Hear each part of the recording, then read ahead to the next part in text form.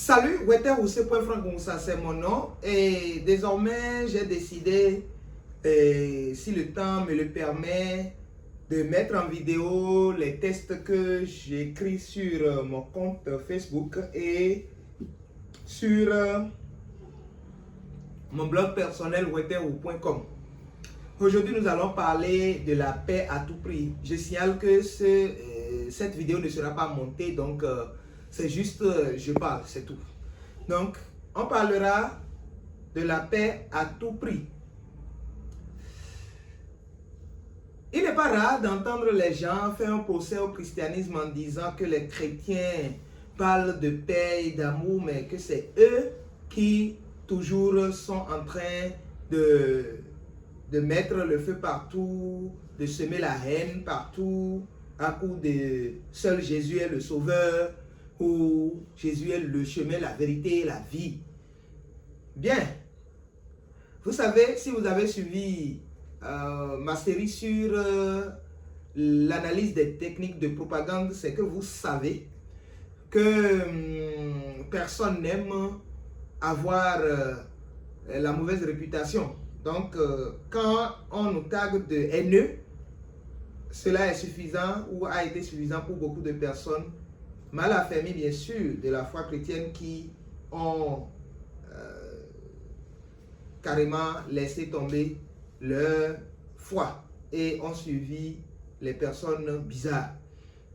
Bien, qu'à cela ne tienne, nous n'allons pas rapidement raccrocher.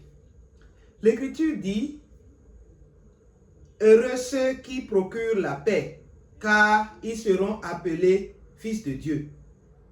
Ça, c'est Matthieu 5, verset 9. Cette parole vient de la bouche de Jésus lui-même. Cela montre combien la paix est essentielle pour Jésus. Le même Jésus a dit que les chrétiens,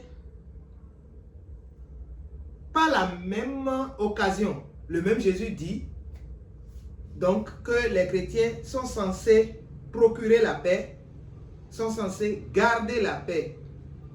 Cependant, il n'est pas évident que nous ayons tous la même définition du mot paix.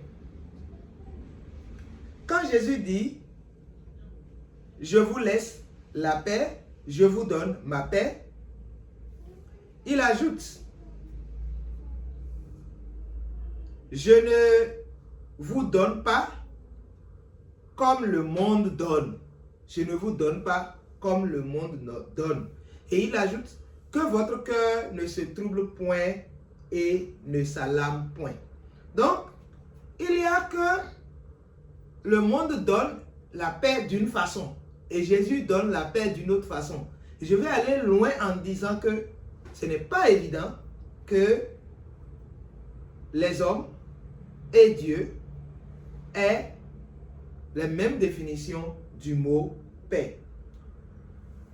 Le verset que je viens de lire se trouve dans Jean 14, verset 27. Alors, quand Jésus dit « Je vous donne la paix, je vous laisse la paix, je vous donne ma paix », il faut alors aller voir la vraie définition de cette paix dont Jésus parle. Pour les hommes, la paix, c'est l'absence du crépitement des âmes. La paix, c'est l'absence des querelles. Mais comme le dit l'autre cantique, la présence de Jésus, c'est la vie et la paix. La paix dans la souffrance. Même s'il y a souffrance, on peut avoir la paix. Et il y a deux mots qui désignent la paix dans les Écritures. Il y a le mot shalom en hébreu. Le mot shalom a le sens de paix, mais a le sens aussi de tranquillité, de repos, de silence et surtout de complétude, un sens de complétude. Lorsque toutes les parties essentielles sont présentes. Il y a le second mot qui est eiréné, qui est en grec. Ce mot, Eirene, veut dire aussi la même chose. Paix, tranquillité, selon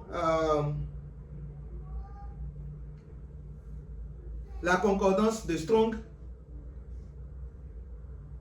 Le mot Eirene aussi veut dire quand toutes les parties sont présentes. Donc, tout est complet. Donc, ce n'est pas seulement que on est sans les âmes, ce n'est pas seulement qu'il n'y a pas de querelle, mais il y a que tous les morceaux sont raccolés.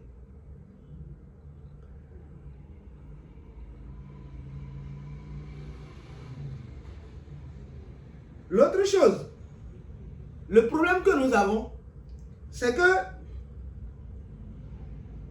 les chrétiens sont censés procurer la paix. Et cela commence alors par quoi? Les chrétiens doivent rappeler au monde ce qui fait que la paix est compromise et comment le monde est censé sortir de cela. Évidemment, ça fait le péché et Jésus respectivement.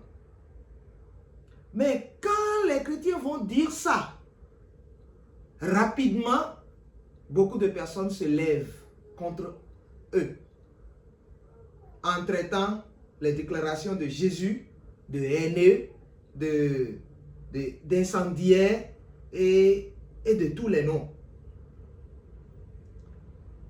Cela fait que certaines personnes se lancent dans des argumentaires où ils vont argumenter que leur position c'est ça qui est juste, etc., etc.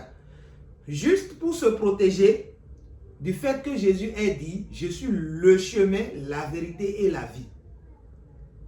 Le problème avec ça, c'est que le fait qu'on se protège, le fait qu'on se construise une coquille pour pouvoir se protéger des déclarations de Jésus n'annule pas la véracité de ces déclarations. Ce qui fait que ceux qui sont vraiment sérieux, quand ils commencent par raisonner et veulent vraiment comprendre, ils parviennent à la foi. Mais il y a d'autres personnes qui sont tellement imbues d'elles-mêmes, qui ne veulent rien comprendre et qui sont prêts à semer du désordre pour mettre cela sur le cou des chrétiens. Actes chapitre 19, versets 24 à 34 nous en dit plus. Quand Paul est allé prêcher à Éphèse pour dire, les amis, sortez du péché et venez à Christ, où le péché est la cause de tout ce que nous sommes en train de vivre dans le monde. Jésus a déjà donné, Dieu a déjà donné la solution par Jésus. Donc, venez à Jésus tel que vous êtes. C'est pas sortez du péché et venez à Jésus. Venez à Jésus tel que vous êtes et Jésus va vous transformer. Ce n'est pas plus que ça. Mais Démétrius va commencer pour lui et va haranguer la foule parce que ses intérêts sont menacés. Donc, si la même chose se passe aujourd'hui, ce n'est pas sorcier et ce n'est pas nouveau. Alors, ces gens-là, pour eux, pour qu'il y ait la paix, les chrétiens doivent se taire. Pour les chrétiens qui trouvent déjà trop dur la tâche que le Seigneur leur a confiée, c'est bon débarras. Donc, ils veulent avoir la paix. Donc, silence. ils n'ont plus le droit ou ils ne se donnent plus la peine de dire toute la vérité. Il leur faut accepter que nous sommes tous des enfants de Dieu. Nous adorons tous le même Dieu.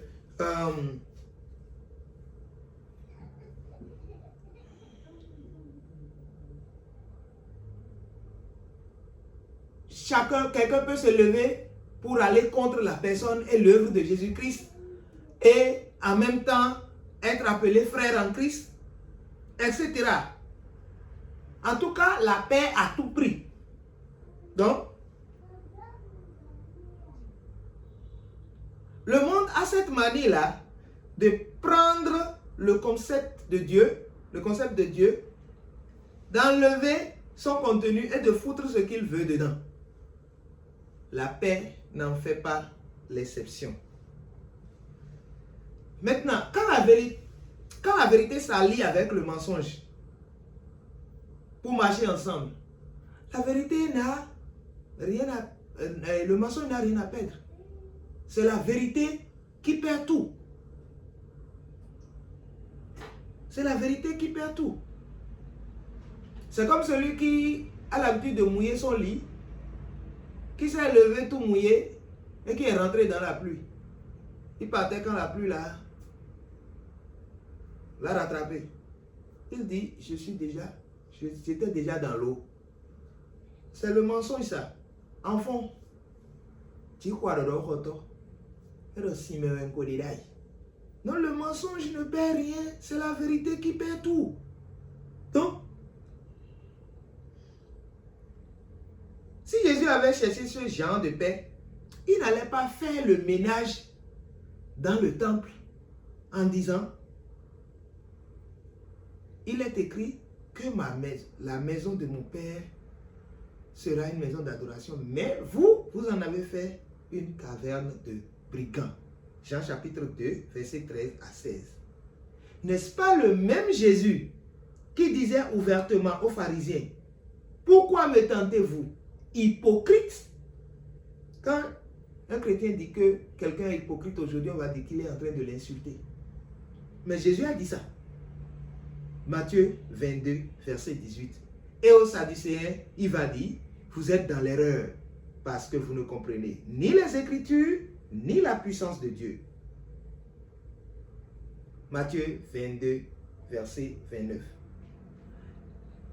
Instaurer et garder la paix, selon le Seigneur, c'est pouvoir 1.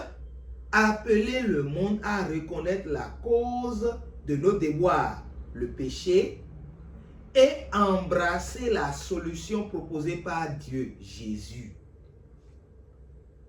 Poser des actions, en deux donc, poser des actions de façon intentionnelle pour recoller les morceaux.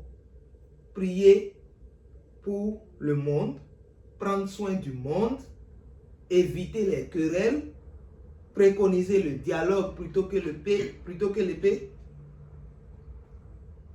etc.